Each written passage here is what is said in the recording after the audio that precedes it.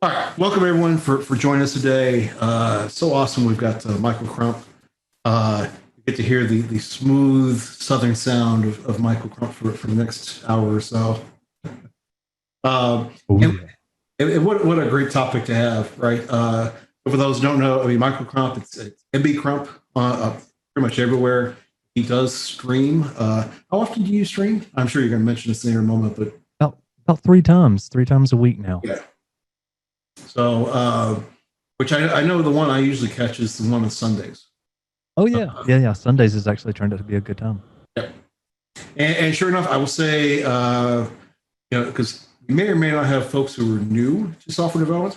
Michael Crump is definitely someone to check out on Twitch because he likes to specialize on, quote unquote newbie questions. Although I find sometimes those newbie questions are my questions too. So, but all right. So real quick, thank our sponsors. Green Events is just my little company that I run everything through. All right, so upcoming meetups. So August 27th, we will have Jay Harris, who will talk about basically Azure DevOps. And, actually, we just had Jay last week for Louisville.net, and we'll have him for the August Azure meetup. So hopefully you don't get too tired of Jay, because he's also going to speak in the Copalooza the week before that. So we'll have Jay around quite a bit. Also, on the Louisville.net, which this is a mixed meetup right now. So on August 12th, we'll have Cameron Presley talking about functional programming, where he's going to rebuild Link using functional programming. So that should be interesting. And then September 17th, we have this little, maybe you've heard of him, but Mads Torgerson will actually be joining us. And for those who don't know who Mads Torgerson is, he is everything C#. Right, so he's in charge of C#. He's the brains behind. Now he's not the original brains behind it. That would be Anders Hallberg, who I want to get him one time. So for those who don't know, Anders, who created C#, also is working on TypeScript because he created that. But before that, he created what's it called? The Pascal language. Oh, this is driving me crazy. I'm gonna have to look it up because I'm drawing a complete blank out right now. But so he's created a lot of great languages. All right, and then I also encourage you to look at the other groups we have running. Second Tuesday at 6 p.m. we have Global IT Happy Hour, and that's just a social gathering. We just turn up Zoom. We do not stream that on Twitch because we wanted to make it personal, but we get on there and just talk about whatever you want to talk about. If you are a tech leader of any type, and whether that means you're just running a team, you're a technical leader, or you're like myself, you're a director or what have you. Second Tuesday at 8 a.m. we have the Global Tech Leaders, and that's just an open discussion. We talk about what we're seeing in our teams. And then, the funny part is the remote workers meetup is actually a hiatus right now because it doesn't actually make sense during the pandemic. The idea was actually to get remote workers out of the house, and we can't do that right now. So I put that in a hiatus right now. But eventually we'll get that back up going. But also, I tell you, check out all the other different meetups. Not just in Louisville, but all over the country.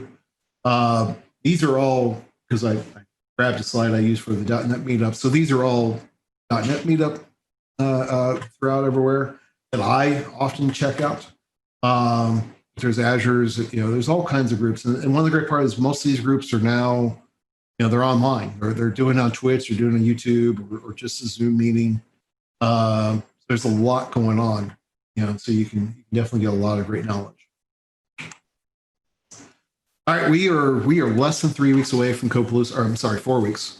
I almost took a week away from myself.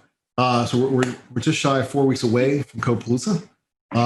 It's going to be 100% online because it has to be 100% online. But the great part is if you're an attendee, you have access to everything. So there's no more the pre-conference tickets and the regular tickets. It's just one ticket gets you into everything. to include most everything. And actually, I think there's only one workshop that's not going to be recorded due to licensing requirements. But we'll have that. We're going to have open space, so it's going to, open spaces where like you come, you want to talk about something that there's not a session about. You put that topic up on a board, and people, come at a certain time. We're going to have online networking. So, we really are trying to make this as much as possible like a regular conference, just online. So, and then, fair enough, I do stream on Twitter every day, Twitch every day, or every weekday at 11:30. And I encourage you to come and check it out. I'm generally working, if I'm doing coding, right now I've been doing a lot of interviews, but if I'm doing coding, I've been doing a lot of work on a Gremlin ORM. So Gremlin's a graph database that I really enjoy, but Gremlin's really hard to write applications against because it's all a lot of string manipulation. So I'm trying to build a simple ORM. So I've been doing a lot of that, along with, just, ask me anything, Durham, and I like answering questions through those. So along with that, as I mentioned, I've been doing a lot of interviews. So this is all the interviews that we have or will be doing between now and Copalooza. And these have been a lot of fun. I've really been enjoying these. So our next one will be Sunday evening. We'll have Eric Potter, but then you can see, we've got others coming up over the next couple of weeks. You can actually go to the Copalooza website. Under the conference menu item, you'll find a listing of these. Include links directly to the individual speakers, so you can see their sessions or their recordings, I should say. So, and then finally, we were normally going to BJ's, but we can't go to BJ's. So what we do is we'll keep the line live. I'll stop the Twitch streaming, but we'll keep the Zoom going after Michael's done, and just a social period. And I'll stick around as long as people want to stick around, And so those have always been a lot of fun. So with that, now it's time to turn it over to Michael. Like I said, this is it's kind of funny because I've been streaming these anyways, and we're going to be talking about streaming your work, right? With that, Michael, I'll turn it over to you. Okay, great. Let me share my screen here. Let's go over to yes, screen number 1. These are some of the things that now we kind of have to do as we are adjusting to user group meetings, conference meetings, and really like all meetings being virtually, reconnecting. So just want to do a quick kind of like audio and screen check, make sure everybody's able to see my screen and they're able to see or at least hear my wonderful Southern accent. Yes, everything's coming through fine. Coming through fine? Awesome, awesome. And by the way, Chad, that was Turbo Pascal. Turbo Pascal, thank you. Yes. Anders. Awesome. Okay, well, thank you all kind of for hanging out. My name's Michael Crump. I've been around kind of in the software development space for many years, and currently work at Microsoft on the Azure application development team. So, like, what does that mean? One of the jobs that I'm tasked with is creating the type of content that folks would enjoy to read or to watch or to listen to. So some things like Developer's Guide to Azure, Azure Tips and Tricks, and a few more. Today's journey is going to be strictly around the Azure Tips and Tricks repo that I created a little over a year ago, and kind of want to share in this this time that we have a little bit of how I was able to start growing that project through live streaming and all of the things that I needed to learn, but I probably learned the hard way. There's 2 places to find me. Now I'm pretty much on in Twitter. DMs have always been open. I've kept them open for like years, or as soon as they turned on that feature. And so anybody can drop me in line if they want to do something personally. because email, my inbox always has like thousands of different messages unread. And then if you want to kind of check me out and some of the other like streaming stuff that I do typically about 3 streams a week. On Wednesday, I talk about Azure. On Friday, I usually have an interview with some sort of developer influencer type or something like that. And then on Sunday and usually on Saturdays, I do ethical hacking, which is something that's totally not related to my job, but I find very, very fun to do. All right, so let me see if I can get this going to the next screen. There we go. It's working now. So with streaming, and especially like in regards to like your project, there's a couple of things I thought we should definitely hit on today. Like, what are we trying to do with bringing an open source project over to a streaming platform? Like, why is that even like a good idea? Um, what are we really going to kind of get out of that? And I'm going to share all of my stats are like public, so you can look in, you can see where some of the growth was. And then also this current landscape of streaming providers. As I've been seeing more and more developers kind of getting into the streaming space, I'm hearing some say, "Oh yeah, everybody's going to Twitch." But then there's also a few other places that I'm starting to see a few folks kind of starting to sprout up in those areas. And I'm going to give you a few of my pros and cons. If you want to get started doing this, I'm going to give you that information, but I'm also going to tell you a lot of the things that nobody wanted to probably tell you about streaming, um, they were afraid to say. A little bit about hardware. We're going to go to some demos and then finish doing a little bit really about promoting your streams and at least how I go about that. Okay, so when I look at an open source project, and if I'm trying to deliver that to, if I'm wanting more people to start either starring that project or one of my goals was contributing to it, I found that I really needed to go where the developers were at. And while Twitter and everything like that is obviously where I think there's a lot of space for developers, what I've kind of found, at least with my project, is that by switching over to Twitch, not only could I show people kind of the underbelly of the what the repo and putting it together looks like, but also I was able to recruit people that would help me. So folks that would come into my stream, some of them may be new, and they would say, "Oh, okay, well, I'm brand new. I'm not a coder," and I would say, "Oh, you know what?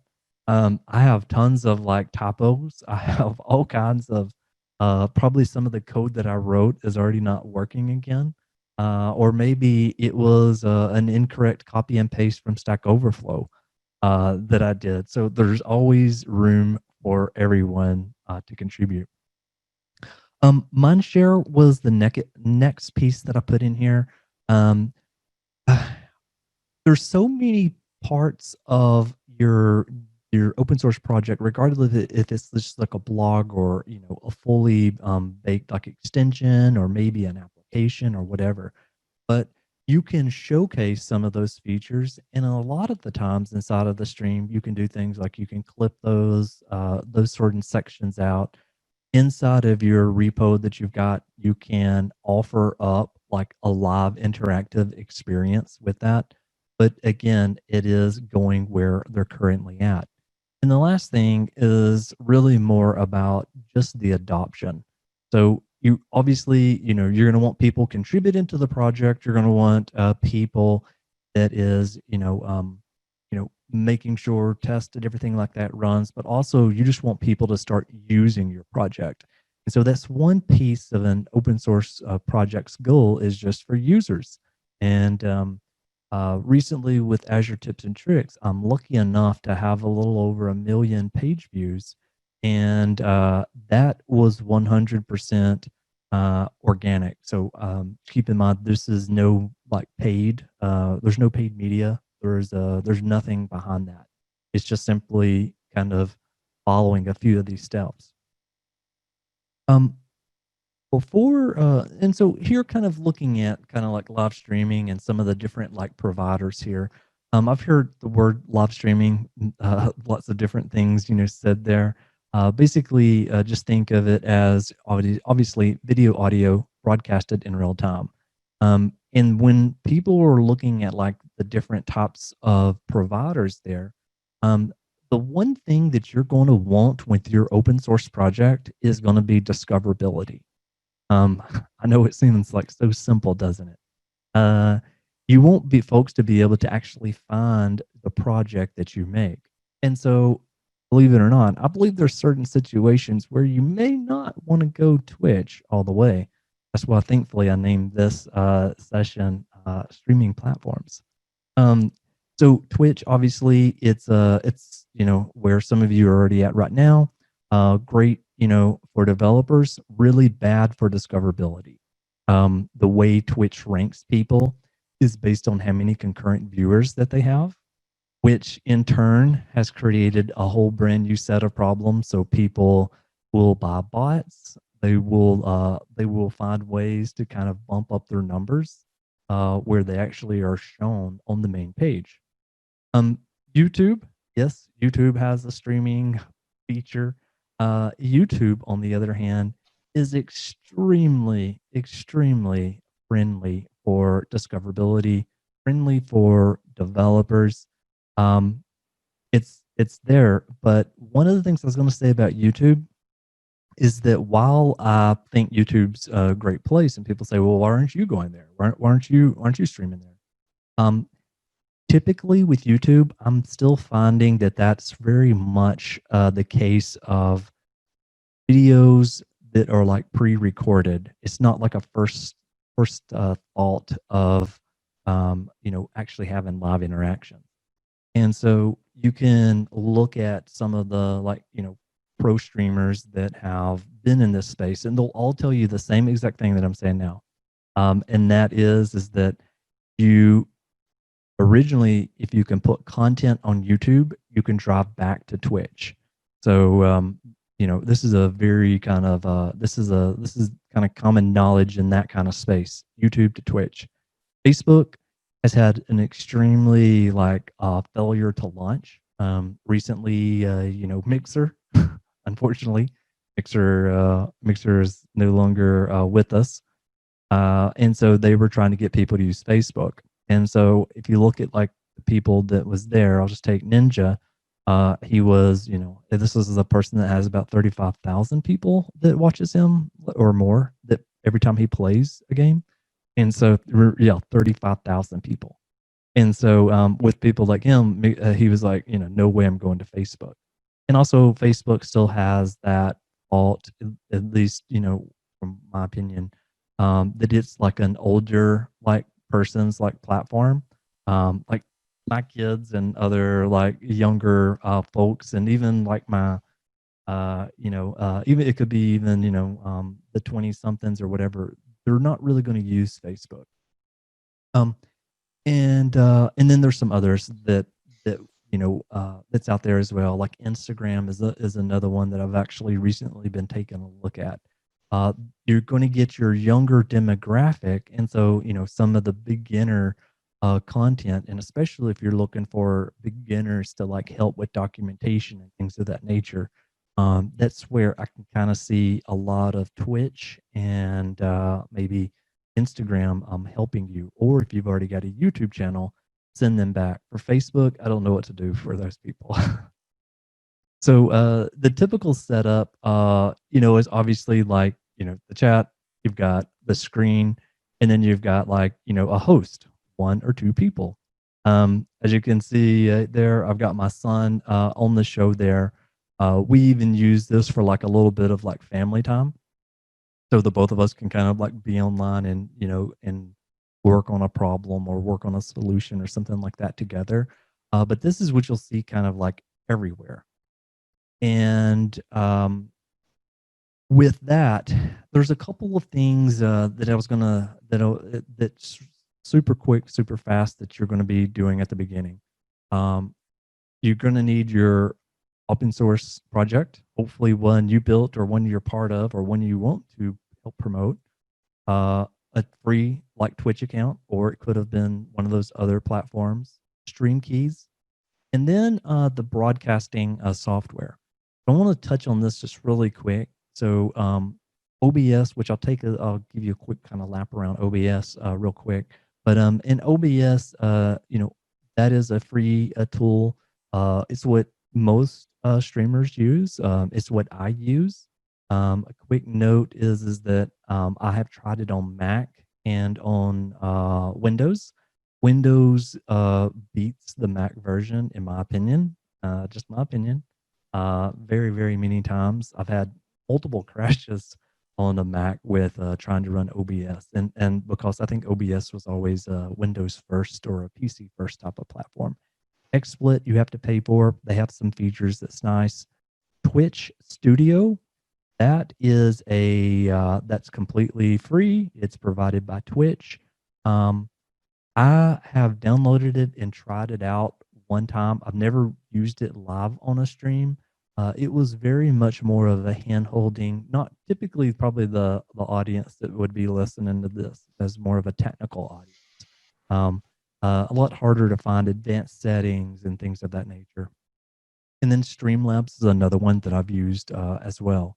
There's pros and cons to like each of these, and I can say that I have invested a lot in Streamlabs, and one of the things that I can tell you about that is that every time I've ever I went to a new conference or something of that nature, I would always have to kind of revert back to OBS.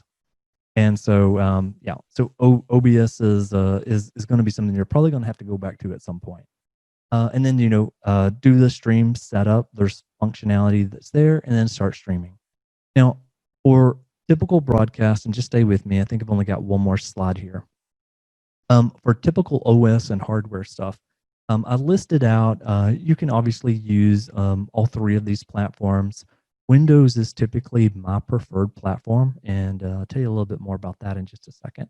Obviously, a webcam, a mic. I would consider a mic being the most important investment of any stream. But there's always a but, right? And I'll get to those. Lighting. So here in my my office, I've got two lights on each side right here, and then I've actually bought lights for my floor. let that sink in for just a second.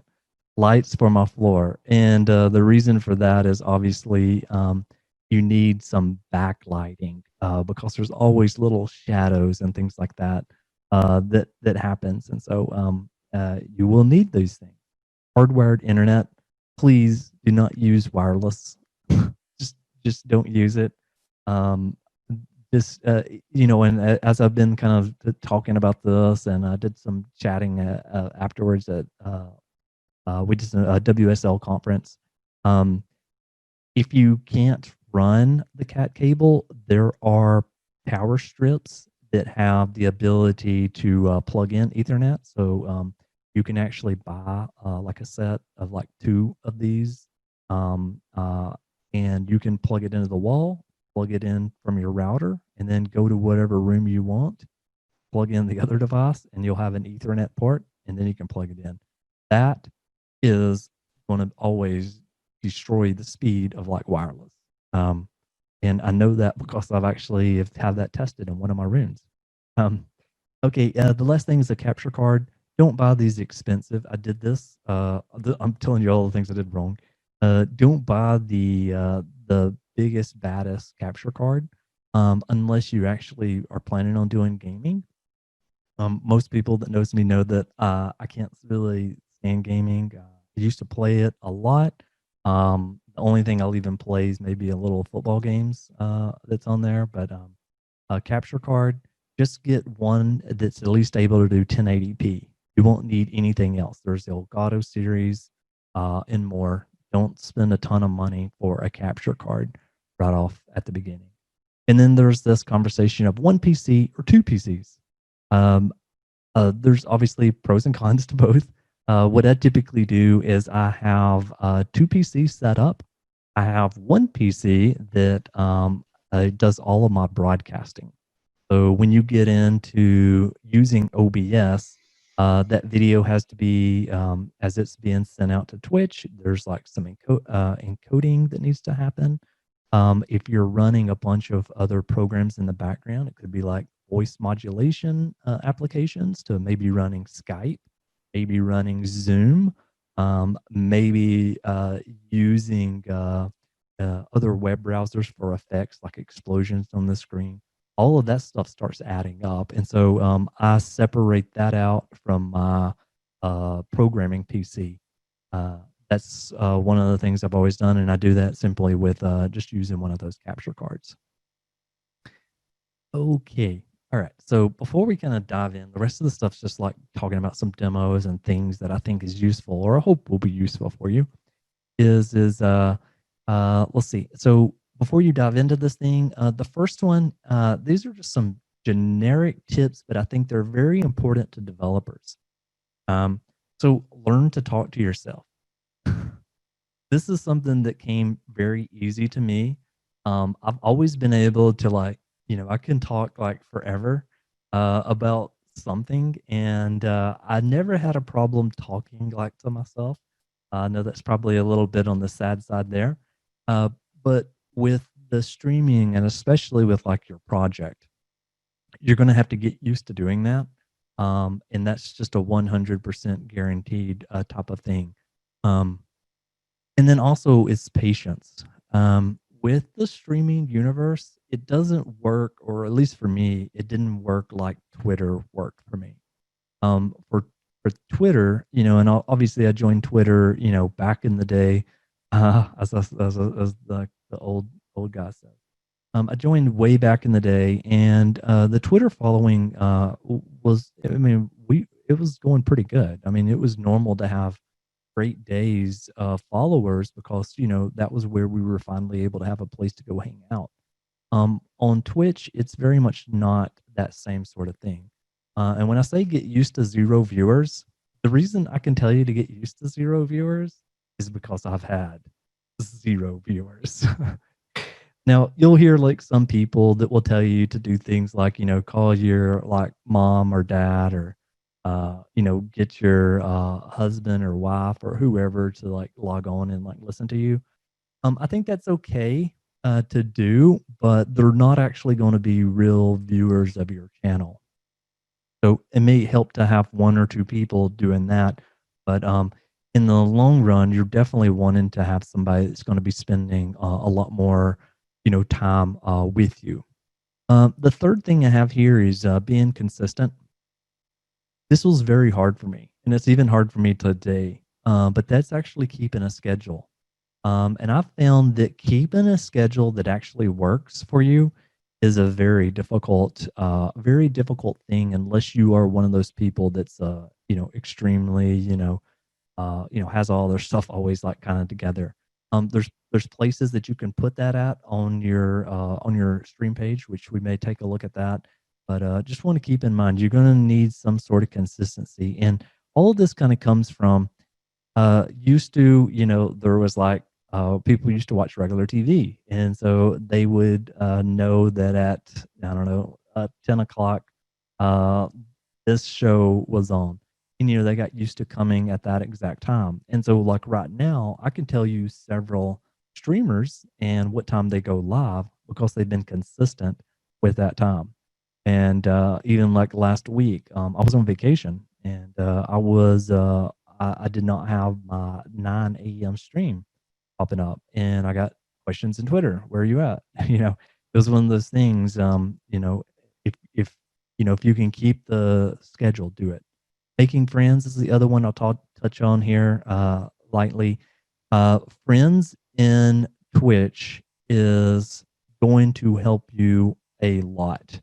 The more people that you network with and that you talk to that's already doing Twitch, you'll find that the developer community is extremely small. So there's a live coders team where I think that group now has about 190 people in it, 190 members. But if you're going to be in the developer space, just keep in mind that the more friends that you make is going to be the better long term, because you're going to be able to share tips and tricks. In most of Twitch or streaming has actually already been figured out. So that's pretty awesome. Most of it, you're not reinventing the wheel. Fifth is be interactive. I have found personally, I I used to work as an advocate. I always have enjoyed kind of like laughing at myself, and so I've never really had much of a problem with like being silly. But there's a lot of developer streams that I'll wind up and I'll like listen into them, and you've got to do something to actually keep the viewer there.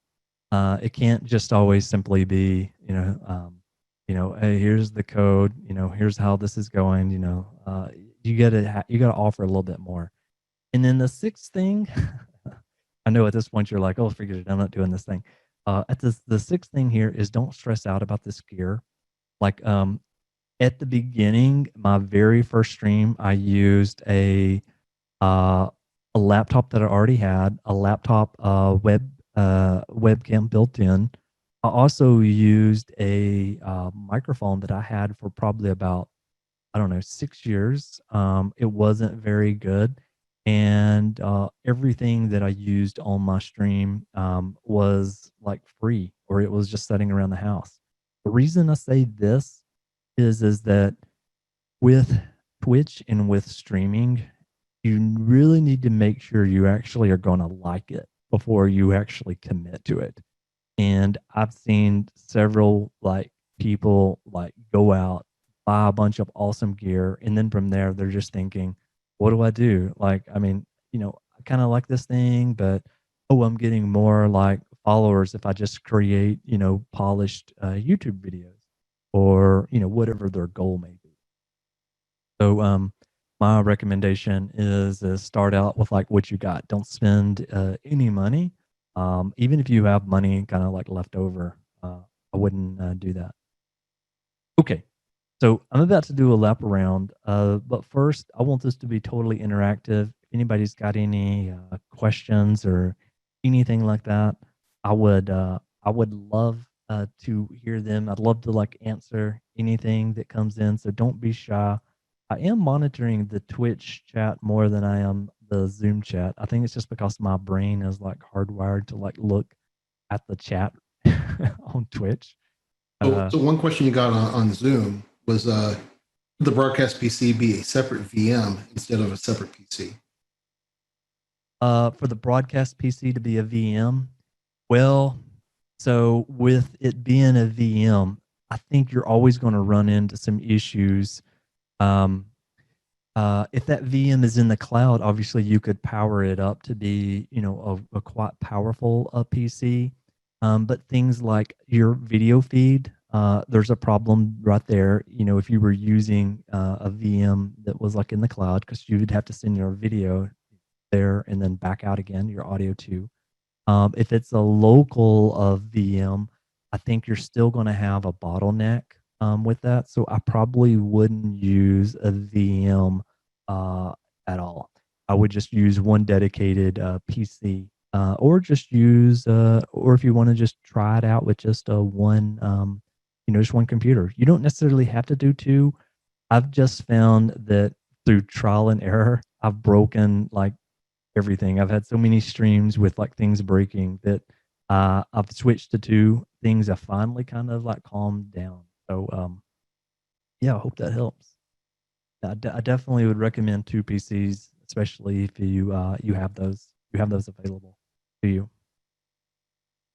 Okay, let me know if that helps. I'll let Chad keep me honest if I'm answering everybody.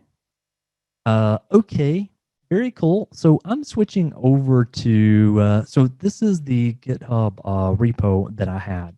So this project from day one has been an open source project.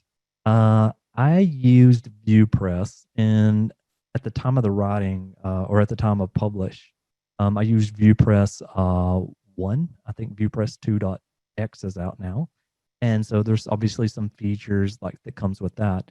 But it's a very kind of like simple kind of like site, and it's not necessarily an actual application, obviously, but what it is it's a way that people can come to this site, and at any given moment they can learn like one new thing about Azure. Now, keep in mind, I work on Azure. This is one of the things that I've enjoyed doing and that I work on. And so you can come here. You find an article that you like. Again, you just watch one, and then you can either watch the video or try read through this and then try it out or whatever. Um, the reason that this was originally put into GitHub and why we're using like GitHub pages for this is that I really needed flexibility to publish fast. Now, one of the things that you'll see down here, and we'll talk about contributors in just a second. If we go into contributors, again, the thing that I love about kind of GitHub and stuff is that all the data is there. Let's see. That's through this time period. And I think there was another view I was thinking about here, maybe over here in commits. Try this one. Nope. I was looking at the view. I think this may not be it, but the view was basically showing that when I really started this project, at least in the year of 2019, there was not literally anybody contributing outside of Vahe, who is somebody that works on our team, and so there was nothing that was happening there. And so as we started getting into as I started getting into streaming, I started mentioning this project each and every time. And so then actually I think the PRs could show it even better. So I'll go back to PRs, and let's just go to page 2, and then scroll down to the bottom. So you'll see all these are by Vahe. And so anything that has his name, there's one by Tom, that's another person. But you're seeing a lot up here, especially of Vahe helping out with this. And then you look back and you look at the current year. I think we'll start around right around here. What you start to see there's more than just Vahe's like name, and you'll see there's individual new names, or hopefully there's more new names than there are existing names, and that goes all the way up to the top. And I believe by using Twitch and by obviously having this project and being open for beginners or for anybody that wants to help out, they were game for doing that. And that's the same thing like over here with like it could be something as simple as like fixing like broken links. And now while some of these people may use the Microsoft platform, because today's day it's more about your GitHub repos. What have you done versus like a resume? And I'll be honest, I've interviewed 6 people over the last before I went on vacation in about 7 business days, and I will say that the resume I looked at was like brief. It's more of what have they actually done. And so, some people use this for, okay, well, I've been contributing to a Microsoft open source project or whatever for the resume. I'm fine as long as people are wanting to or willing to like kind of help maintain the project, because there's too many pieces of the project, for me to kind of maintain by myself. And so, you can see as we're starting to get into a couple 270 something, I think, tips so far, that these are too hard for me to manage by myself. Okay. So I needed people to help me with it. This was obviously just all kind of like Markdown. I have a link for this at the bottom of each and every page. And so people hit this edit button here, edit this file, and they would edit it, and then they would commit it to a PR. I would accept it. Boom. Okay. Well, how are they finding this open source project, and how would potential folks that were wanting to use your open source project, how would they find that? So that's where I like to do this. I like to take a kind of a look over here at good old twitch.tv. Tell you a few things that I kind of know about this site. So I'm assuming most people has already seen this site before, and at least if you haven't, here's kind of the normal layout. I won't go into any of this, but what I will do is I'll hit browse here. For our category, and I go to this one all the time. So this is the one area where the recommendations actually works. And yes, I'm very critical of Twitch of not allowing you to find stuff. You can see our slice of the pie for developers, we've got 3.2K right now. That's actually right around where it stays. There's several sites that has more information of that. And if you're just kind of thinking about, hey, where do I get more information about? Solinum is one of the places that gives you more of a breakdown of like those categories. Just want to show you that because you'll probably use all of these links at some point. Maybe I can just top all these up and give them to Chad. Okay, so we go into like science and technology. You can see how the ranking is. Now, by default, you come into this, you see, okay, you've got this one with Lana with 162. She's also a member of that. You've got some others here at 75. And this is a recommendation that they build that was just for us.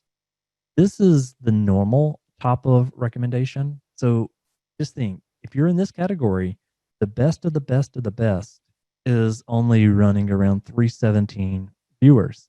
Now, think of any other channel. These are like just chatting. I'm just picking this one because this is like the second one that's like right there. It doesn't take long. I mean, this is like 28K and 23K.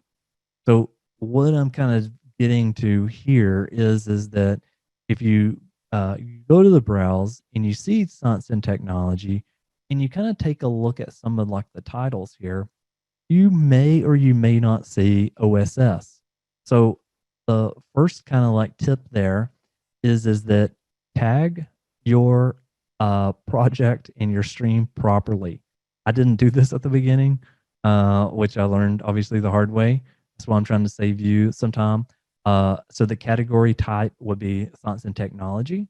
And according to what you're wanting to do, look, these are a few of the ones that I use a lot, like programming, educational. I usually do AMA for, ask me anything. So to totally go in here and make sure you're using the right tags. Now, the tags and all of that stuff is also set up inside of your channel. So I'm going to go here. I'm going to go channel, and let's see. We'll go to our creator. Let's see. I was going to go, and I was going. Actually, I won't do that. But let me swing back over to this one. Okay. So on browse, I was going to go into my dashboard, but I don't think it's going to work the way I wanted it to. Okay, so tags is important. Second thing there is go live notifications. You have the ability to set go live notifications in the text that it actually sends out. So set that and make sure when you set that. I typically like to do some like fun things with it, like watch me be crazy, or like or just typical like beginners welcomed, something that's like friendly and that's like inviting for the people that are already following you to even kind of gauge their interest to come back over and to watch your watch your actual live stream. The next piece is actually going right back to the panels. So one of the things that you'll want to do with your project is you'll want to create these panels. Now, I can tell you how I did like all of my stuff. I did not pay a designer to do anything. I used tools that was inside of Stream Deck. So Stream Deck does have a way to create Twitch panels. And so I used this. I do have an account though, or I do have a paid account there, but there's plenty of other options. If you just search for Twitch panel creator, that you can use to kind of get those, to get that, to create stuff like this. This is typically in Markdown. So if I go right here and I click on Edit Panels, this is, you can see like down here, I think, like right here, you can see down at the bottom, just do a quick zoom in here. You can see it's just typical kind of like Markdown. Another thing that I will give you some advice about is that I mentioned having a schedule and showing your schedule that's available where people knows where they can find you. But also there is a schedule tab that people can look at here and they can see, oh, here's what I did on yesterday. Yeah, yesterday. I'm thinking, did I do Azure Resource Graph yesterday? I was like, oh yeah, I did. And so that's another great place to find. I am not one of the people that like ask for subscriptions or anything of that matter. So never done any of that. I've always just found that letting them know there is a free sub through Prime could be something that they can use if they're not using it anywhere else, because everybody gets this as long as you're an Amazon Prime member. FAQ rules always needs to apply because it is the internet. And then kind of like the setup here of I typically just list out my setup. Most people use this as another kind of way to make a few extra bucks because they use Amazon affiliate or Amazon links where they get a little bit back off of that. Try not to do that on any of my stuff. One of the things I was going to show you for your open source project is that over here, let's go, and this little window right here is in the way. Move it down. Let's see. I'm going to go over and I'm going to hit view all extensions. Is that if you've got a repo, which you should, you can come in here and you can look at the additional extensions that are currently made. So there's a few that's in here that's fairly like interesting. Obviously, like your profile, could be on there. I just do a link to it on mine. A repo browser, so you can install some of these extensions, and you can feature your product on or feature your open source project directly on your stream. So this is something I've seen some people doing. I think it's a definitely worthwhile way of showing people what your project is. So that's like tip 3 or 4. And so a couple of other things in here is that for your project, I would heavily recommend investing and spending some time with your bot. You're like, a bot? What? Yeah. So obviously, there's bots that run inside of most of the chats or most of the Twitch channels. They do a couple of different things. There's many bots that you can use. There's Nightbot, and then this one over here is this is just Streamlabs. Again, I don't know. I invested into Streamlabs at the beginning, and I've tried Stream Elements. I've just found a lot of Streamlabs stuff just to be close to what I was looking for. And so inside of their chat, it's pretty rich in regards to one of the things that I have, and we'll talk about this in a second, is that I have the Crump fan bot. It's a Twitch account that I'm using, and like with Streamlabs, they'll actually let you use a different name. So I linked up Crump fan bot over to this, so I don't ever see Streamlabs. Nothing against Streamlabs, but I would prefer never to see their name in my chat. I mean, I'm hooking them up with some free advertisement here, so maybe that's good enough. But I'd rather it say Crump fan bot because I wanted to have a little bit more closer kind of knit to what we're doing there.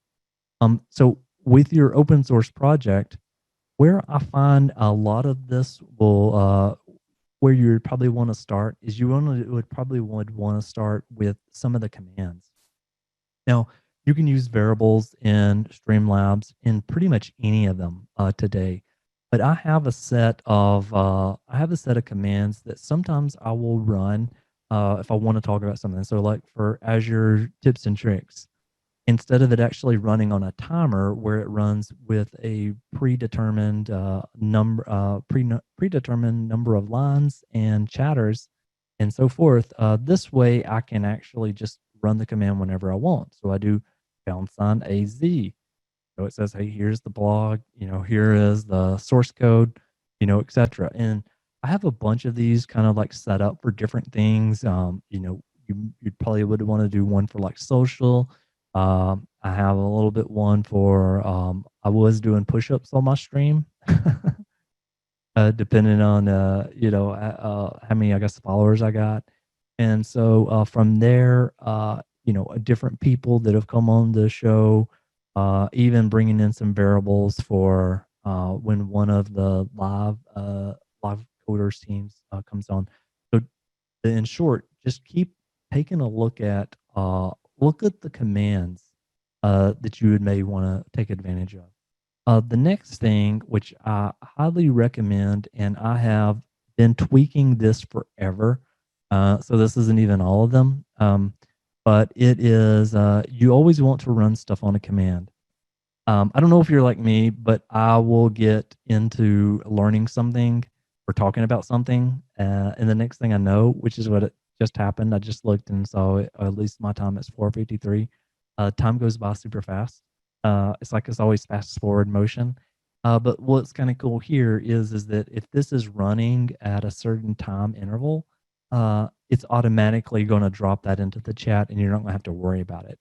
So with your open source project, I would highly suggest having some sort of timer bot that is releasing, and then also having a command that will tell you, hey, this you know AZ or whatever your the keystrokes are that you would like to use can show the open source project. Um, or that was like 5 or so. I don't know. I've already lost count. Just take them all in. Um, the next one that I wanted to talk about was Discord. So let me move this little thing down at the bottom again. Sorry, there's a little chat window. I think I got rid of it now. Okay, so let's see here. Discord. So I have logged in to Discord, and so this if you don't know kind of what Discord is, let me give you the kind of the quick fast version. Uh, Discord is where typically gamers and Twitch people would hang out after the stream. Now it's kind of turned into the kind of like place to like talk to someone like after the fact. So there's many different teams. It's like out here. This is one of the security teams that I'm in, and so I just wanted to show you their kind of layout, where you could see where you could potentially start having a Discord channel, and then the more people that comes in, obviously you have more abilities to chat. So they have like announcements. This is just to give you a quick feeling of what this is like. Shared links, where people find kind of cool stuff. They just share it out. This one is also for like jobs in the security industry. Different types of like introductions. People drop in, say, hey, who you are.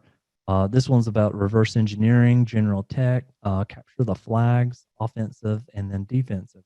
And in some of these, and I'm not showing any of those, but there's also some rooms that's just limited to like your core like team. So you can set all of those up as well. And so as you're streaming or whatever, you'll kind of get this notification. I think it shows up on the other screen that, hey, here you are. And so Discord is another great way to take advantage of your open source project by having an actual place for them. And even I know Microsoft recently, Python, Microsoft, Discord. Microsoft recently has a Discord that is this one. It's this link. And so I don't think I'm in this one. I do some Python. Let's go ahead. I'm just going to join it live. So we just joined Microsoft Python. But I guess I'm showing you all this to say, hey, there's a ton of communities over there. And this isn't really just like I hate to say it, like kind of like a kid's like kind of toy. but this is more of a new tool that major corporations, and there's way more than Microsoft. Facebook has all of their stuff on there.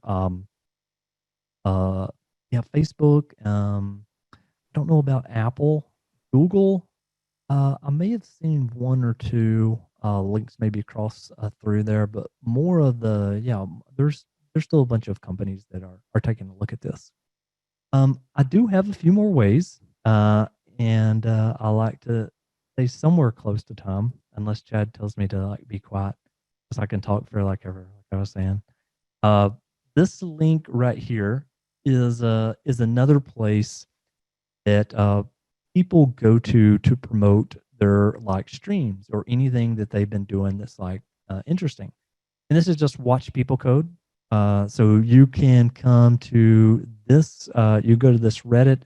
And inside of this, you can see it's actually fairly active. 25K. I know there's not as many online, but keep in mind for programming and for streaming, have a very little tiny piece of the pie. It's definitely not a lot. But you can put your project in here, and then you can draw people from this back over to your Twitch stream. And I have posted in here many times as well. It's great, really great for newbies. And you can see here, Flappy Bird Live. Anybody remember that game, Flappy Bird Live? Flappy Bird? I used to play that thing forever. I think I got to like 100. I got a score of like 100 or something like that, and I was like, yeah, I'm doing really, really well. And the other thing is that I'm a real big believer in reusing content. So if you did your stream's completed inside of Twitch, you can obviously do things, such as export that video out to YouTube. You can send it to YouTube, or if you would like to, you can come back in and you can download it. Once you download the file, so there's options you can download your stream.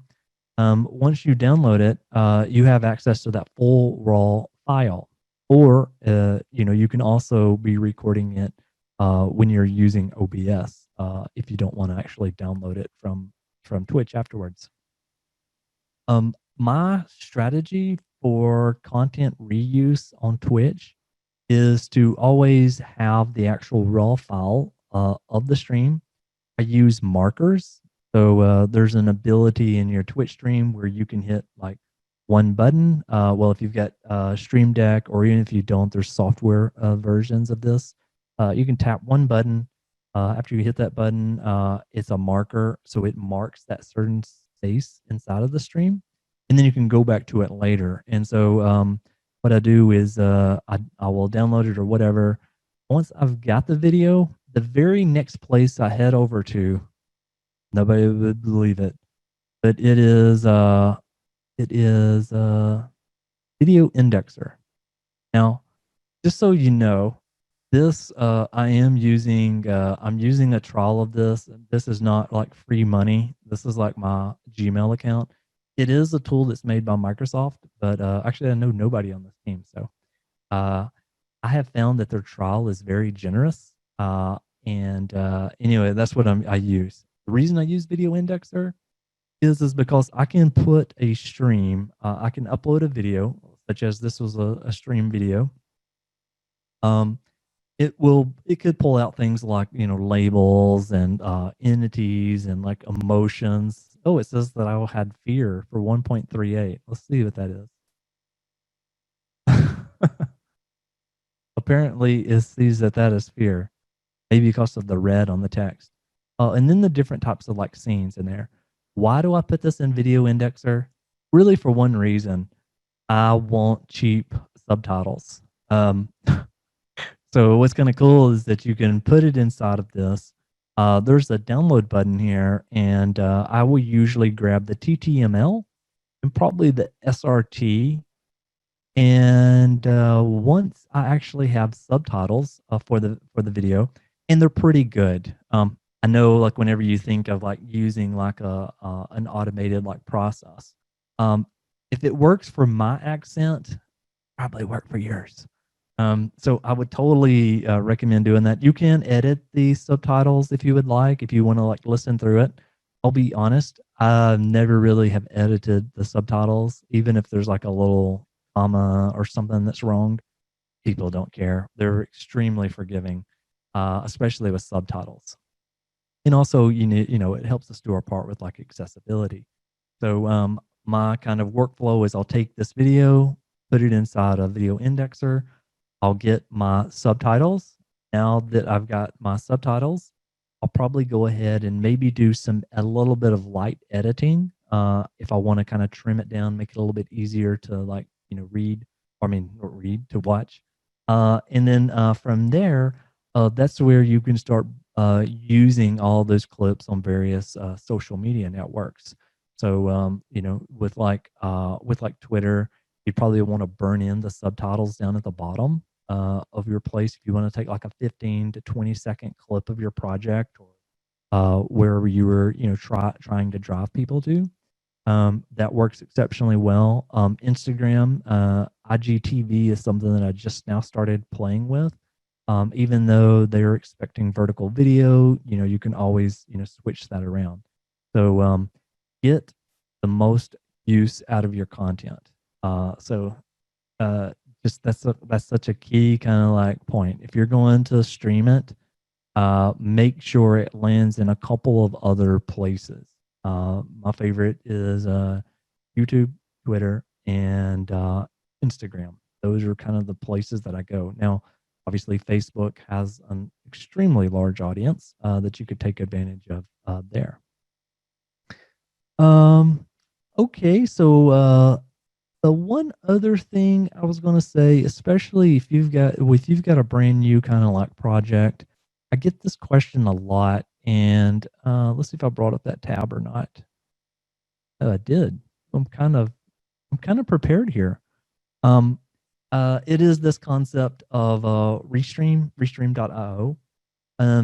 With your open source project, if you're brand new, if your channel's new, or if this is something that you're really looking to doing, I 100% recommend Restream, at least at the beginning, for awareness. A lot of people kind of are not a big fan of Restream, but I think at the beginning, you need to be able to put your stuff out everywhere at once. So basically, this will take your video feed. That video feed will be shot off to a couple of different locations. I was originally picking YouTube, Periscope, LinkedIn, and Mixer when they were around. Obviously, they're not there anymore. But getting your content out to as many places as possible is always a very, very, very good thing, at least in my opinion. And Restream is free.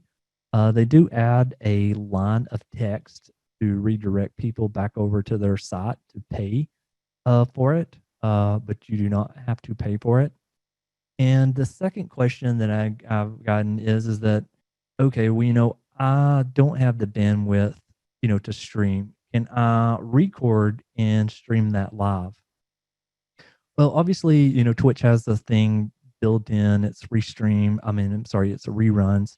Where you can rerun an old episode. But at least what I would hear, at least from companies, it would be a little bit more along the lines of, I've got a pre-recorded video and I want to pretend as if it's live. Now, you can do that. It's a fairly kind of simple process. There is the scheduler tool. As you can see, stream recorded videos live. Give this a second or two. Hopefully it will load. If it doesn't, we'll get mad at them. And so I have tried this before, and I can tell you this whole like hour that you're spending with me is 100% stuff that I've tried and stuff that has either worked well or worked horribly. And this worked horribly. And it may be because I wasn't like a business or something like that. But you can select videos, you can turn on events, and you can schedule these, and they will play, and the video will be as smooth as like anything. especially through this tool, or at least the tool that I've been using, Restream. Where does what really happens though is that you lose the aspect of people wanting to watch you live, wanting to ask questions live. The pre-recorded videos on Twitch, and even if you're in the chat, because I've heard that a lot too. Like, oh well, I'm going to be in the chat, and I did this. I mean, I've already done all these mistakes. I've been, hey, I'm in the chat. Most of the time, people don't care. They won't watch it, or if they start watching it, if there's silly stuff that maybe even like there's a timestamp down at the bottom, or if there's any indication that this is old, it could be like, switching to like a new tab and showing, an article or a news headline that happened like a long time ago. I typically just would not recommend doing that. And people also would like to usually ask questions, and like seeing like, their questions answered live. So that's kind of one of my kind of like parting kind of advice to give everyone. So I think I'm a bit over for today. You have to keep me honest, Chad. Oh, you're fine. Fine. Okay. So another question you get on the Zoom chats was, does YouTube automatically create subtitles for every video? Yes, they do. They also do. They also have like an automatic kind of version thing that they do. So yes, if you create a video, you put it on YouTube, there is auto generated, and there's usually like a little drop down that says auto generated. Those are not good. And I just say that, and it's totally not even, telling people to use Video Indexer or whatever. It's just it's not as good of a of translating. At least it hasn't been, at least with my videos, by using that. Yeah, it's there. Just wouldn't recommend it. And I really recommend, for when you're reusing that content, and even if you're reusing it on like GitHub or wherever, subtitles rule. Like, people really like subtitles. With social media, they do not want to hear audio. That's why a lot of the big social media outlets mute the audio. They don't have any audio by default playing. People don't want to be interrupted because they're in like a meeting where they probably shouldn't be scrolling through like the latest like Instagram feed or whatever. But yeah, totally. I wouldn't rely on it. I mean, it's fine if you really, I guess, if it, if you wanted to use it, but I just wouldn't. And sure enough, to that point, so the company I work for, we're a content company, and one of the things we have is videos, and we actually are finishing up a project in a couple weeks to put closed captioning on all our videos because it's one of the most requested features. And most of our students, I mean, well, it's medical students. It's not people who normally have hearing problems, Yeah. which is what we think, but it's people who, well, for them, some of it is because sometimes a little bit the accents and such can be hard to understand. So like that. So here, Rob, I'll come back to your question. So there was a comment of I love subtitles because I sometimes have trouble hearing certain vocal tones, and subtitles help me put together what is being better than without. So, Yeah. Another question we got here was no, go ahead. I was just gonna say there is also little Twitch. I think it's Talk to Me Gooseman. Let me see if I got this right. Yeah, so I believe it was him. Let's see if this video leads to where we wanted it to go or not. I'll mute it real quick. Yeah, I believe it is in here. Yeah, so this is it. So you can, just so you know, by default, you can use the stream closed captioner that Talk to Me Gooseman created. He's another live coder member where he can auto generate that as you're talking, which I think is fine for the stream. And for the stream, you will reach new audiences by being more like accessible. But typically on the final polished video, that's where I kind of need more of a stronger kind of way to create the subtitles, because these are great. They're perfect for the stream, and heck, they may even be fine, in the final production video. But when the computers have the ability to sit there and process that word versus trying to do it like super fast on the fly or whatever, I feel like you'd probably get a little bit better results, but I could probably be proven wrong. Then the other question we've got here is, how do I take a vacation from the stream but keep a schedule? Yep. Yeah, you can inside of Twitch, there is now a vacation mode. So Twitch vacation mode, you can just set that you're on vacation. So from here, for example, you can come in. You got your profile down here. Where's it at? Here, there's the schedule, and then there's another option here for vacation mode. So you can select vacation mode at the top of your stream, and then people will know that you're away. And here's another like opinion, I guess, that I have that probably not a lot of other people would probably share. And but that is that a lot of people are like really afraid of you know if maybe they miss one, or maybe a whole week or whatever. I personally have never noticed somebody that has missed like one stream or maybe even a week. When you're typically going to be gone for like a month, though, I would definitely recognize it. And I see a lot of people, and and I've done this too. Like, oh, no stream today because of X, Y, and Z. Almost as if you owe like an explanation. If you're like me, I'm not profiting for streaming. I just do it because I love it.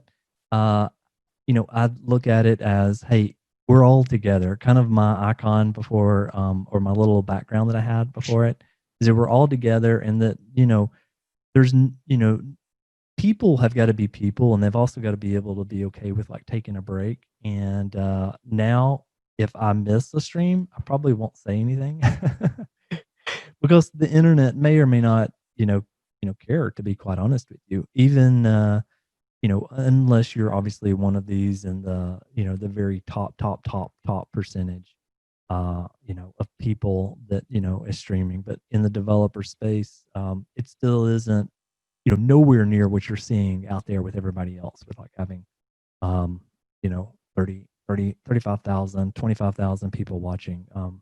About 300, 400 is about where I've seen it max in my time. Yeah, although I will admit, someone I do watch, although he's not a coder, actually does stream reviews. So people ask him to review their streams and such. And last week, work got in the way, so he wasn't able to stream. But sure enough, I mean, I was waiting on Twitch. I'm like, all right, when is he going to start? When is he going to start? And he didn't start his normal time. I did look at his Twitter feed, and he said that work got in the way. So I will admit, there was someone who I actually was waiting for and wasn't there because they were always there. Yes, and there's a couple of YouTube people that I know of that when they have not been around,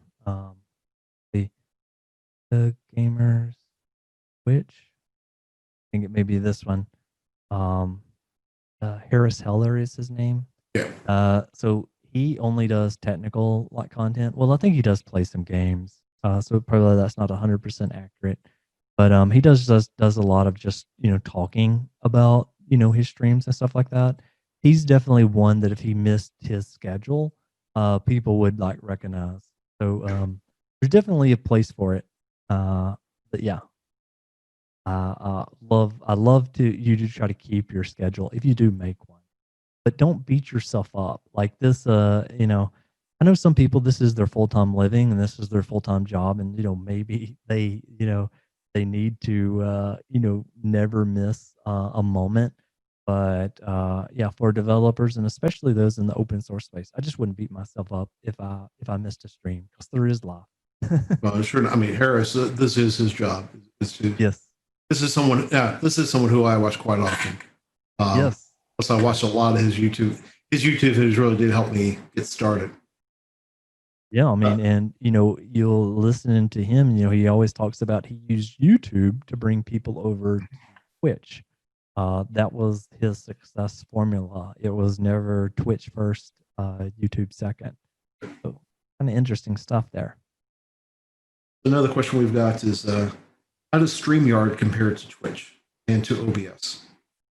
I probably couldn't tell you a whole lot about StreamYard. I have seen it before, but I have not actually downloaded it. I believe when I was looking at, did I even spell that right?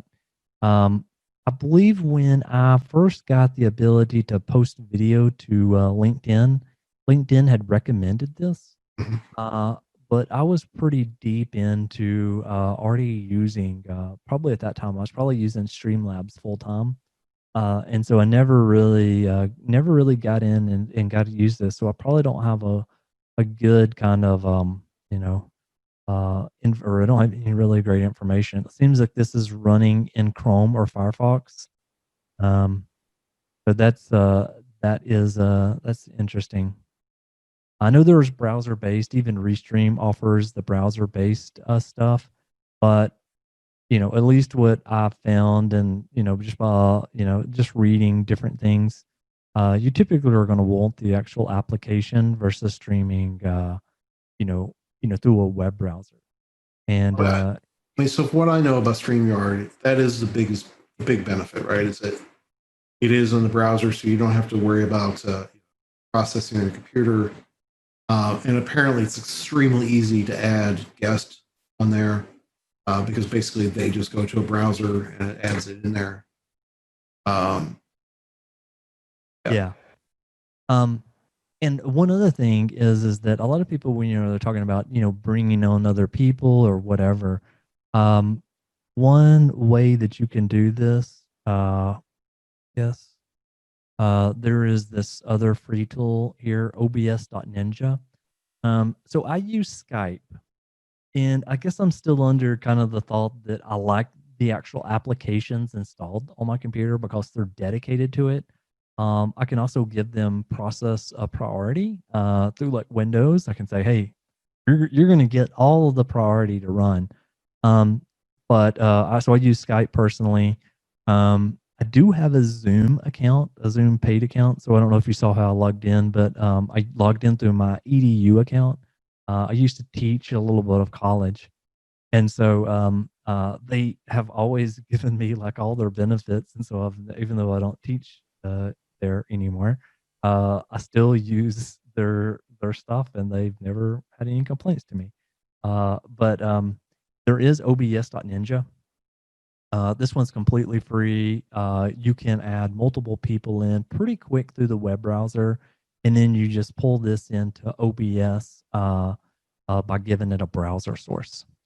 So there's some pretty cool stuff that you can kind of do there with OBS.ninja for completely free. You basically just create a name here and then hit go.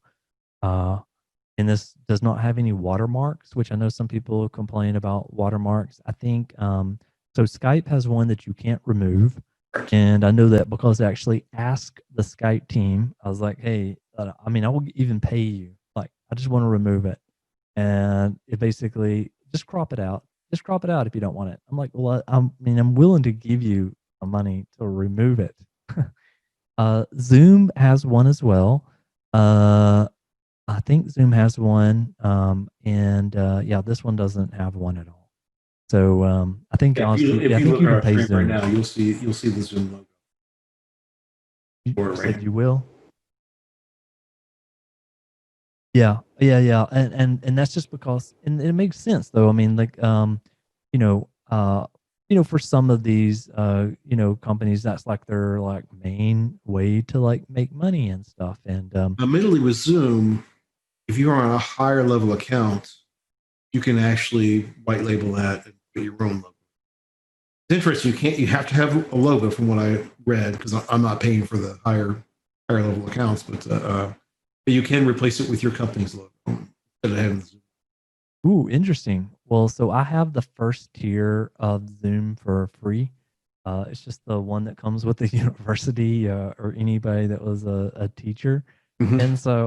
And so that's what I have. I have been using it so far. It's worked out fairly well. But yeah, I mean, stuff that so a lot of this stuff is just my own personal stuff that I just like to do. And so just like I used to run a user group and things of that nature. You know, I would look for like free or cheaper alternatives. I'd rather the money like go back into like the group. And like with my stream, that's where like my moderators get like subscriptions, because they won't Twitch won't allow me to give certain people free subscriptions. So I've actually got to pay to give somebody a subscription to my own channel where they don't have to see an ad. Right. It's kind of a weird thing, but yeah, I just always just try to put it back into the group. Well, it's because Twitch wants their 250.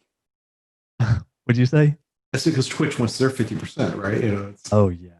Oh yeah. So if you're just wondering, Twitch, for example, does not pay any of their people properly. If you really are in this for like the money, I would say go to YouTube.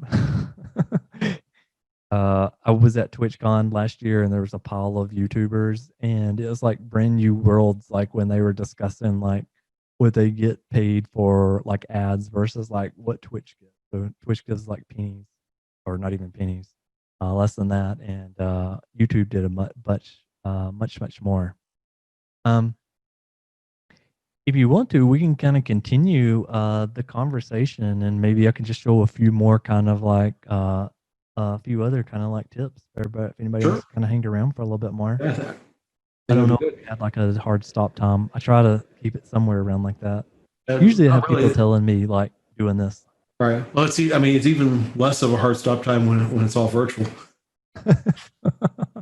There's no one you've got to wait for to grab all of your stuff and get out of their way.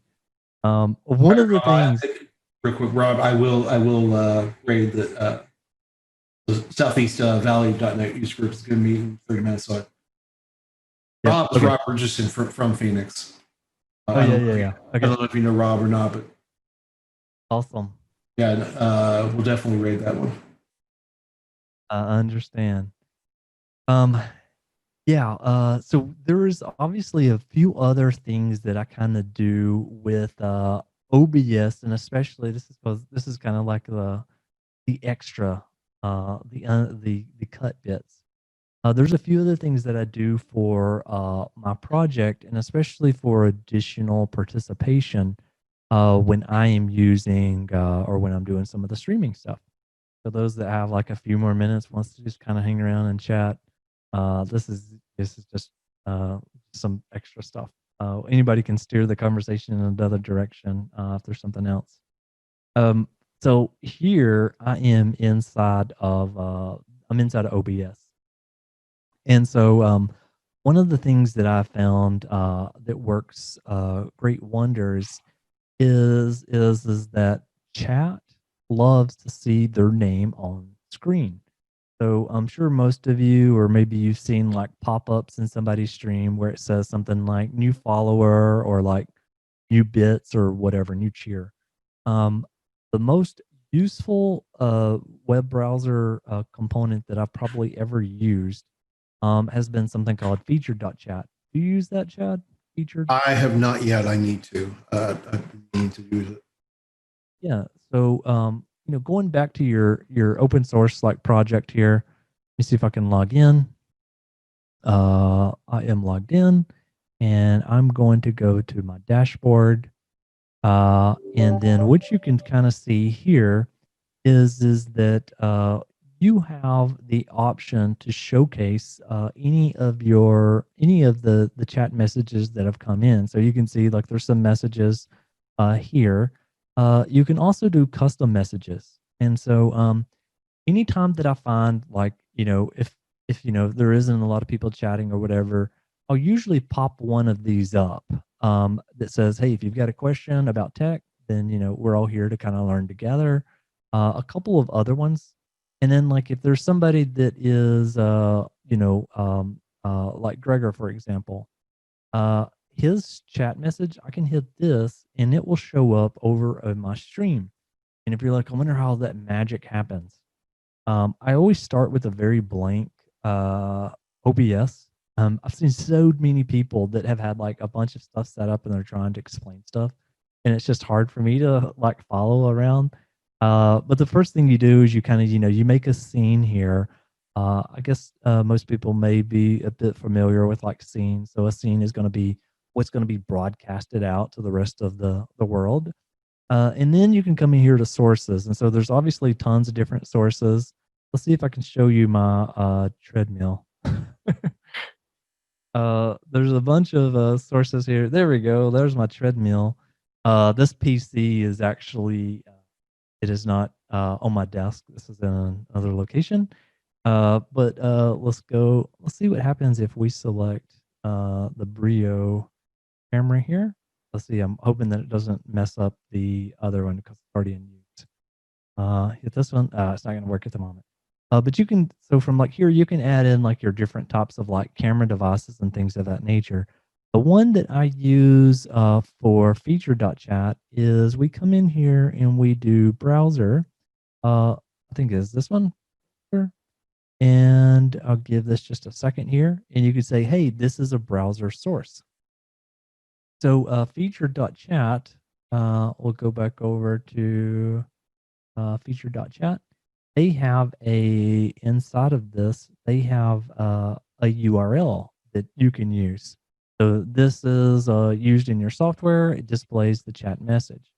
I'm going to hit copy here.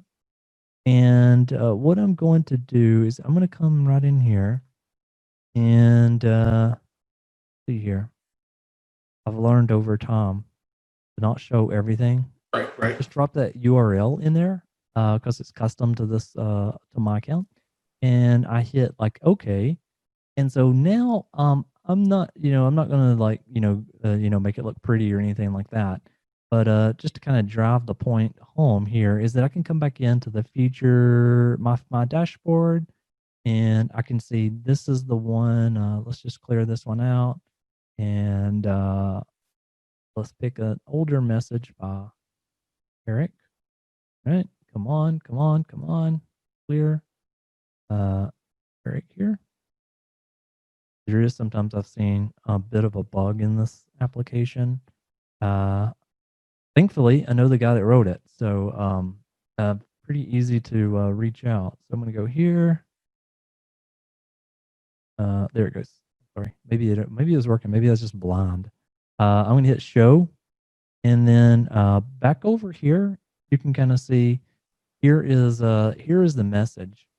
And I find that with as you're talking about coding or different types of projects, like bring that person's question up to the very, very top where everyone can kind of like see, oh, this is the question that they're on. They can identify the person. Yeah, it's just one of those just additional kind of like things that I think really helps make the stream much better. And you can obviously we talked a bit about the bots and stuff like that. You can create like your own bots. So I know a lot of our programmer friends, they're like, oh, okay, well I saw that bot that was in Streamlabs over here. That's great and all, but I want to build my own. Well, you can do that pretty easily. I do have a sample that I published a while back. I've never blogged or talked or anything like that about it. Looks like it's got a potential security vulnerability, but I've been playing with Python the last couple of weekends. I've been doing some Python 101 series, and by the way, I'm not a Python developer. I'm just a pretend developer. And so this is for tracking push-ups. And so what this whole application is really actually modules back. Come on over here into bot.js. And this is the entire code for it. So there is a TMI library that I pulled in. Here is the file system. Actually, I think this is not Python. This is Node.js. Wonder why I've said that back over here. Anyway, sometimes I confuse myself. Yeah, maybe I started one in Python. My GitHub repos, by the way, this is a very good repo for me because most of the time my README just has the title of the project with a couple of hashtags in the front to make it like the title property. Yeah, I pull in this project. So this TMI, I don't remember what it stands for, but there is an open source project that allows you to interact with Twitch and Twitch chat. And so I have like a settings file that I pull in. Let me see if I can make this a bit bigger. One of the things I hate is that when somebody's talking about something, you can't see anything they're saying. So maybe that font helps a little bit there. So you'll see here it says settings.json. This is just a file I'm pulling in. It parses it out. I have a couple of other settings in there for like the channel that I'm going to send it to, and then the number of push-ups. So just a little bit of configuration here. I must have grabbed that for another sample. Cluster AWS. I don't think it even uses this. I don't recall doing anything here. But down here, you'll see all this is IRC. So the entire chat that Twitch has is just built upon IRC, which means it's fairly easy to work with it. And then also for developers, they have a complete SDK for anybody to enjoy and to take full advantage of. So this just gives us a message that is connected on a port. And then a couple of things in here that I added was if the user is the mod or me that's doing it. So basically only I can add push-ups to the list. Otherwise, I think people would want to see me in pain and they would say, let's just do add 100 times and make me have to do a bunch of push-ups. And here is where I could have refactored that code to have made it even better. If you don't look at your code from like, I don't know, a week ago and find all kinds of things you could have done better, then you're probably not doing it right. Or at least I've always looked at code that I've had out there that I'm thinking, oh yeah, this could be so much better. Yeah, and I just save it. Basically, I'm just using a JSON here to stringify the content, and there's these client methods. So this is one where I just put this in just for to make my son happy. Brad Ridley is the mod. I don't even know when I did this. This must have been a little while back. Oh, this is 2019. So there you go. So yeah, you can create all of those. There is a complete developer twitch.com. They're not using the same standards. See, developer Twitch. Back over here, there it is, dev.twitch.tv. And so inside of this, you can see all of the SDKs and all the kind of like fun stuff you can do. But I'm going to tell you this, as a programmer, well, I'm a pretend programmer, but as a pretend programmer, what you can do before you start building that thing that you want, my tip of all is to come back over here to GitHub. We're going to just remove that. So you're starting a new project, come right here and whatever you're looking for. So like Twitch, a chat, Python, bot. Search all of GitHub.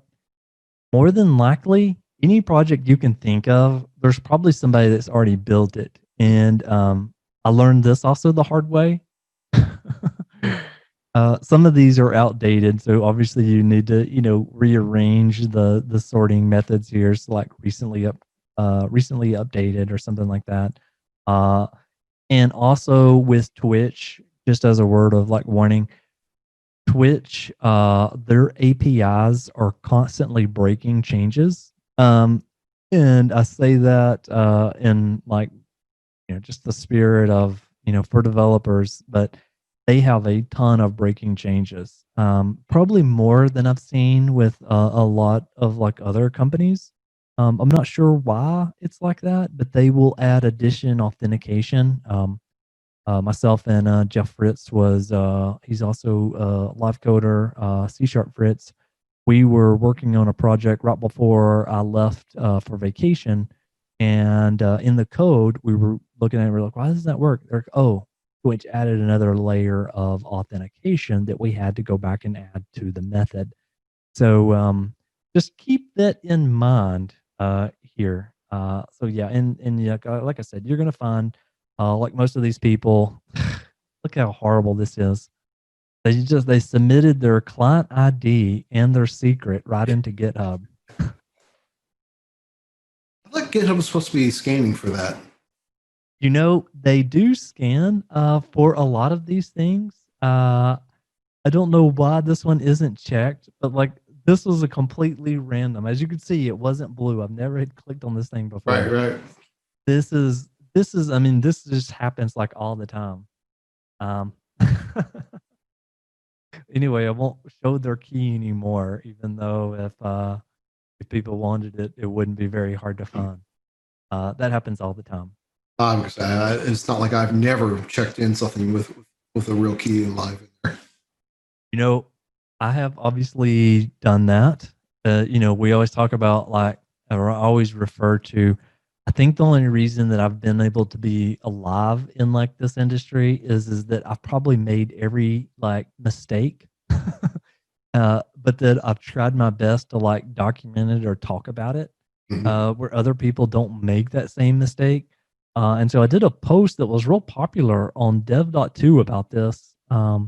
About committing things by accident. This one did pretty well for me at least. So I had this on a Twitch stream. Be December, yeah, right around December. So this was it. You've committed a password. How do you fix it? So anyway, I kind of walked through a couple of the different ways that I fixed it at least. But yeah, I use this tool called BFG. Anybody, obviously I'm family friendly, but if anybody knows BFG from the Doom days, then there you go. Awesome. Yeah, there's always so many different kind of like little tips and things like that at least I found. I don't know, maybe all of the like problems with like streaming and development have come to me like first, so I could like document it somewhere. or something of that nature. I'm gonna say, I mean, what I've gotten in the habit of doing is I'll actually have a static class that has my passwords in it that I reference in the other projects, and then I ignore that file, in Git, but it never checks in. And that has made it a whole lot easier for me because I will forget. I'll say, oh, here, let me just put this in while writing it, and then I'll take it out. I always forget. Yesterday, we were doing a bit on Azure resource graph.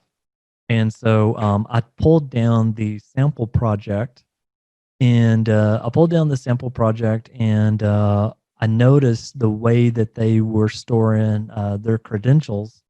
Number one, it was through arguments. So here's an example well, actually, I've already tweaked the code since then, but they were using the args that typically comes with a console application. And I'm sorry if anybody here is not into C#. C# is probably, well, I guess the .NET group or Azure group would all be familiar. I do speak to some folks and they're like, what? Why are you C#?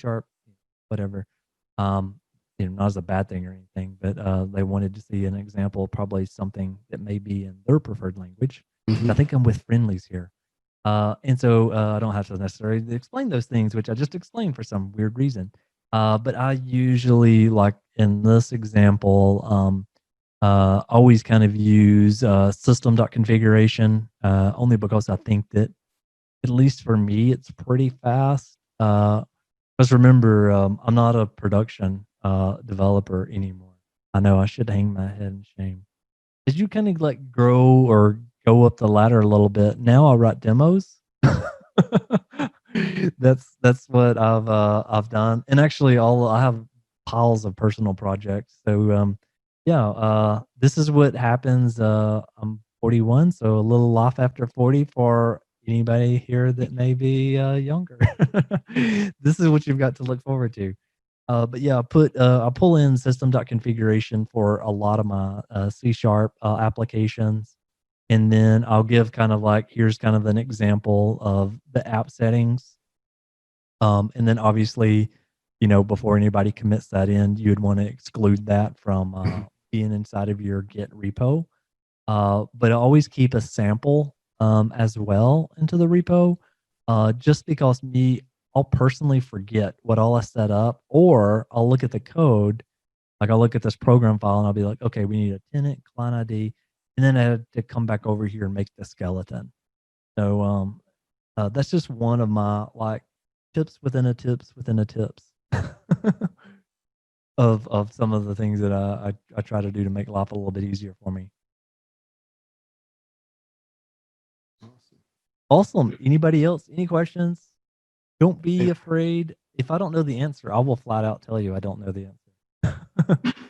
Try not to make anything up. So let me know if you've got anything else. Anything about streaming, or Rob does say he really appreciates. He's getting ready to head out to run his Phoenix group. Yeah.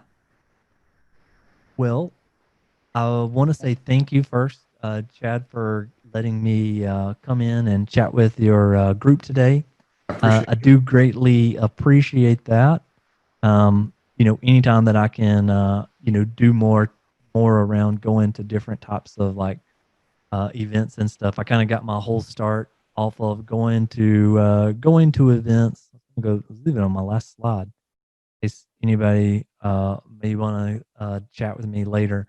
Um, yeah, so my start was in user groups. I do user groups today, virtually. I am not in evangelism anymore, even though everybody thinks I'm an advocate. I'm actually not. I'm on a content team, and so yeah, I like going to these groups, and also for all of you that are like watching, this is a lot of work for Chad to put these things together. I used to run 2 user groups back in the day. A lot of hours and time was put into that. So anyway, thanks to Chad for spending his time to put these together, and for us to kind of like learn together. Thank you. So at the bottom of my screen, I've got the same kind of thing that you saw before, just Twitter and like Twitch. Those are really the 2 places that I hang out now. I've eliminated Facebook. There's a few platforms that I'm just not on anymore, but this is really where you can find me. And then the last link is a project that I'm working on just for Azure, and that is on Azure Developer Streams. So if you want to check that one out, you can. But that's just a link that I thought may could be interesting for others.